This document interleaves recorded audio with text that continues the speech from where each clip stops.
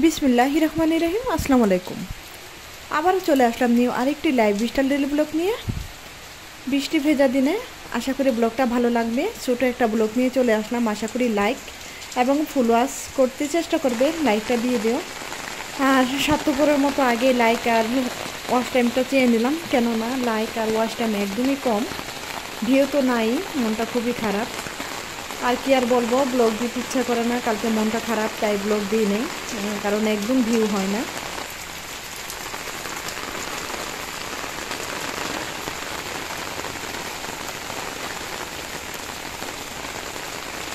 তাহলে বলো কেমন আছো তোমরা সবাই? আশা করি অনেক অনেক ভালো আছো। আর আমি বৃষ্টির দিনে আজকে রান্না করব গরুর মাংস, সেটা তোমাদের সঙ্গে শেয়ার করব। আর রান্না করব পাট শাক ভাজি। আশা করব আজকের ভিডিওটা একটু হলেও ভালো লাগবে। ভালো লাগলে প্লিজ আমার পাশে থেকে যেও, নতুন যারা আসবে সাবস্ক্রাইব করে।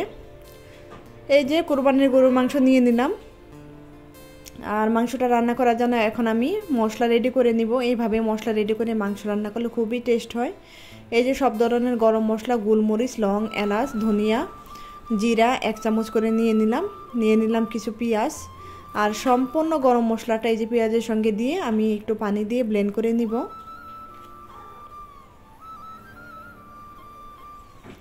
এই যে দেখো ব্লেন্ডারে ব্লেন্ড করে নিলাম। এখন আমি মাংসটা হাতে মেখে নিব।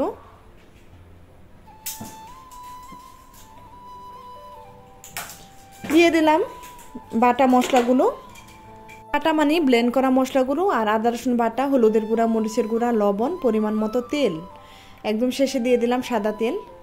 দিয়ে এখন মাংসটা ভালো মতো আমি হাতে মেখে নিব। হাতে যত ভালো মতো মাখা যাবে ততই কিন্তু মাংসর টেস্ট দ্বিগুণ বেড়ে যাবে। আর আমি অফ ক্যামেরায় প্রায় অনেকক্ষণ লাগিয়ে মাংসটা মেখে নিছি, কারণ ভিডিওতে যদি মাংস মাখাটা দেখায় তাহলে এখানে 15 মিনিট এভাবেই চলে যাবে, তাই আমি ক্যামেরাটা অফ করে তারপর মাংসটা মেখে নিছি। তারপর এখন তো রান্নাটা বসাই দিব। আর একটা পাত্রে দিয়ে দিলাম আবারও সাদা তেল, পেঁয়াজটা ভেজে নেব। আর দিয়ে দিলাম 2টা তেজপাতা আর দারচিনিটা আমি ব্লেন্ড করি নাই, তাহলে মাংসর রঙটা আর কি কালো হয়ে যেত তাই। আর এদিকে পেঁয়াজটা কিন্তু ভেজে নিলাম। পেঁয়াজটা ভেজে যে মাংসটা দিয়ে দিলাম, হাতে মাখা মাংসটা দিয়ে এখন বেশ ভালো মতো একটু কষিয়ে নিব। তার আগে দিয়ে দিই এই ভুল ধোয়া একটু পানিটা দিয়ে আমি বেশ কিছুক্ষণ নিয়ে কষিয়ে নিব অফ ক্যামেরায়। কারণ এই পুরা কষানোটা যদি আমি ক্যামেরার মধ্যে বন্দি করে নেই তাহলে কিন্তু দেখা যাবে আধা ঘন্টা সময় চলে যাবে এখানে, তাই আমি অফ ক্যামেরায় বেশ ভালো মতো এই যে মাংসটা কষিয়ে নিয়েছি। দেখো কালারটা মাশাআল্লাহ কত সুন্দর আসছে। আর এইভাবে যারা নতুন রাঁধুনি মাংস রান্না করে তোমার আত্মীয় স্বজন বা বাসায় গেস্ট আসলে খাওয়াইও, দেখবা অনেক অনেক প্রশংসা পাবে। আর প্লেটের ভাতও কিন্তু একটু বেশি খাওয়া হবে।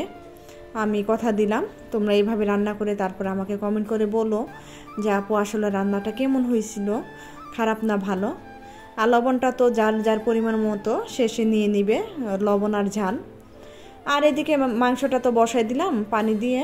আর এদিকে দেখো আমার দেবরের গাছের একটা কাঁঠাল আমাদের দিয়েছে, কাঁঠালটা এখনও পাকে নাই, পাকবে। যে কালকে বিকালে কেটে দিছে, সেটা তোমাদের সঙ্গে একটু শেয়ার করলাম। আর এটা হলো পেঁয়াজ ফল, আমরা বলি আমাদের এই বিক্রমপুরের এলাকার মানুষ বলে পেঁয়াজ ফল। এই ফলটা খুবই ভাল লাগে, আর লেচুর পরে এই ফলটা কিন্তু খুবই টেস্ট। এই ফলটা খুবই রসালো। এই যে দেখো আমি 1 হাত দিয়ে ভেঙে ফেললাম। আরও মাংসালো আরও রসালো বের হবে আর কিছুদিন পরে। আর এদিকে তো দেখো বৃষ্টিটা একদমই কমছে না। এই যে বৃষ্টি কমার তো কোনো নামগন্ধই নাই। যাক 5-6 দিন মোবাইলে দেখলাম 5-6 দিন যাবত আর কি বৃষ্টি হবে। আর ঠান্ডা পড়ছে, ভালোই লাগতেছে। আসলে আল্লাহর রহমতের বৃষ্টি দিয়ে দুনিয়াটা ঠান্ডা হয়ে গেছে। আমরা কিন্তু অনেক অনেক গরমে ভুগছি, এত গরমে এই বছর বাবারে বাবা একদম শিক্ষা হয়ে গেছে গরমে, কেমন লাগছে। আর বৃষ্টি পেয়ে তো খুবই ভালো লাগতেছে। আর এই যে দেখো ঝোলের পানিটা প্রায় অনেকটাই শুকিয়ে গেছে মাংসর। আর এখন আমি দিয়ে দিলাম কিছু কাঁচামরিচ। এখানে কিন্তু আমি গোলমরিচ, শুকনা মরিচ, কাঁচামরিচ তিনোটা ইউজ করলাম। তিনোটা দিলে কিন্তু ভালো লাগবে। এখন আর একটু ঝোলটা কমবে। আর আজকে আমি একটু পাট শাক ভাজি করে নেই, শুধু আমার জন্য, আর কেউ খাবে না, তাই অল্প একটু পাট শাক নিয়ে নিছি।